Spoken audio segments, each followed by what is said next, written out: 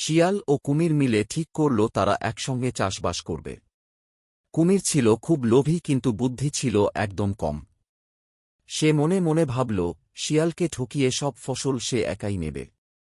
প্রথমে তারা আলু লাগাল। কুমির ভাবল গাছের আগায় বুঝি ফল ফলে, তাই সে বলল, আমি আগার দিক নেব, তুমি গোড়া নাও। ফসল তোলার পর দেখা গেল সব আলু মাটির নিচে, তাই কুমির পেল শুধু অকেজো পাতা। পরের বার ধান চাষের সময় কুমির ভাবল, এবার সে মাটির নিচের অংশ নেব।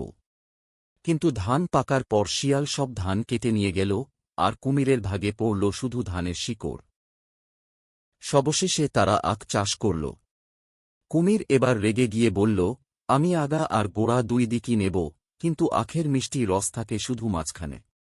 কুমির পেল তেতো পাতা আর শক্ত গোড়া, আর শিয়াল পেল মিষ্টি আখ।